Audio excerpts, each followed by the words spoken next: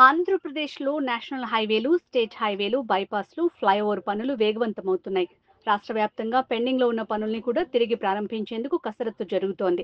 తాజాగా గుంటూరులో కీలకమైన ఫ్లైఓవర్ నిర్మాణ పనులకు గ్రీన్ సిగ్నల్ వచ్చింది.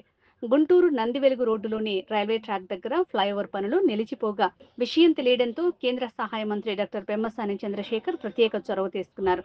ఆయనే స్వయంగా రంగంలోకి దిగి ఆర్ఎండ్బి, రైల్వే శాఖ ఉన్నతాధికారులతో వరుసగా సమావేశాలు నిర్వహించారు. ఈ మేరకు నిర్మాణ పనులు తిరిగి ప్రారంభించేందుకు గ్రీన్ సిగ్నల్ వచ్చింది. ఈ మేరకు 20 కోట్ల వ్యయాన్ని భరించేందుకు రైల్వే శాఖ ఓకే చెప్పడంతో ఫ్లైఓవర్ నిర్మాణ పనులు త్వరలో పునఃప్రారంభం కానున్నాయి. ఈ ఏడాది చివరికల్లా వంతెనను ప్రజలకు అందుబాటులోకి తీసుకొచ్చే అవకాశం ఉంది. గుంటూరు నందివెలుగు రోడ్డులో రైల్వే ట్రాక్ దగ్గర జనాలు ఇబ్బంది పడుతున్నారు. ఇక్కడ ఫ్లైఓవర్ ఏర్పాటు చేస్తే బాగుంటుందని రాష్ట్ర ప్రభుత్వం భావించి రైల్వే శాఖ అధికారులతో సంప్రదింపులు జరిపారు.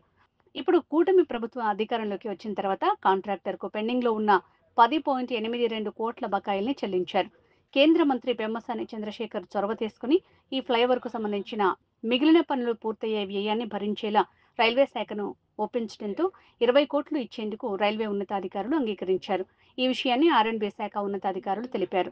తాజా అంచనాలు వేసి టెండర్లు పిలిచేందుకు సిద్ధమయ్యారు. ఈ టెండర్ ప్రక్రియ మొత్తం పూర్తి చేసిన తర్వాత ఈ ఫ్లైఓవర్ పనులు ఎవరి పర్యవేక్షణలో జరగాలో రైల్వే, ఆర్ఎండ్బీ అధికారులు కలిసి ఓ నిర్ణయం తీసుకుంటారని చెబుతున్నారు.